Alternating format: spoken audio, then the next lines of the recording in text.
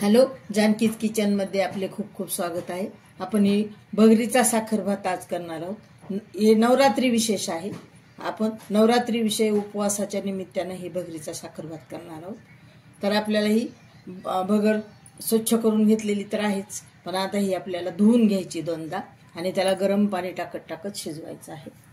आपण भगर चांगली दोनदा तीनदा धुवून घेतलेली आहे भगरीच्या साखर भाताची।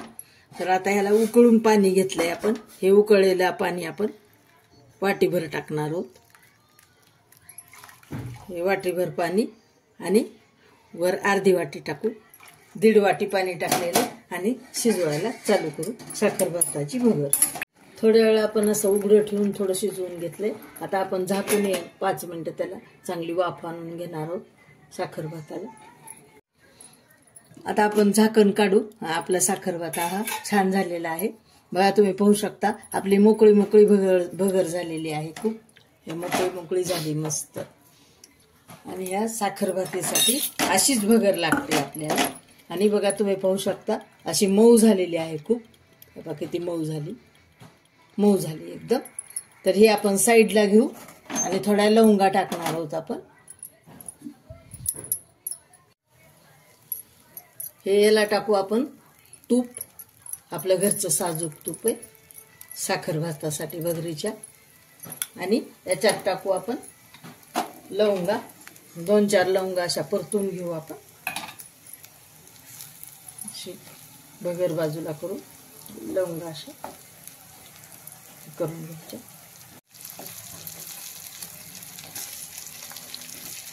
चांगल्या लवंगा अशा आपण ह्याच्यामध्ये परतून घेणार।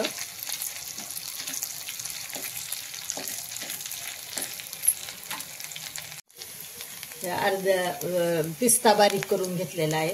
हा पिस्ता, बदामचे बारीक बारीक काप करून घेतलेले आहेत आपण। सुकामेवा सगळा करून घेतलेला आहे। हे काजूचे काप घेतलेले आहेत आणि हे आपण ह्याच्यामध्ये सगळे मिक्स करून घेऊ तुपामध्ये आणि लवंगामध्ये। याला टाकू आपण साखर। तशी तुम्ही कमी जास्त साखर टाकू शकता। मला कसं शुगर आहे ना, त्यामुळे मी साखर कमीच घालते। तुम्ही अजून थोडी घालू शकता साखर, जसं गोड लागते त्याप्रमाणे कमी जास्त घालू शकता। मंद गॅसवरच 5 मिनिट आपल्याला हलवून घ्यायचं आहे। त्याला टाकू आपण जायफळ, विलायची पूड करून घेतलेली आहे आपण ही, आणि सगळं एकत्र करून छान मिसळून घेऊ आणि याला 1-2 वाफा आणून घेऊ। झाला आपला भगरीचा नवरात्र विशेष साखर भात तयार। त्याला आपण थोडीशी झाकून वाफ येऊ देऊ। असे ही आपली पारंपरिक भगरीचा साखर भात तयार झाला मैत्रिणींनो आणि प्रेक्षक। आता आपण ही झाकण काढून घेऊ। 1-2 वेळेस वाफ आणून घेतली आपण। आता गॅस बंद करू आणि खाली उतरून घेऊ।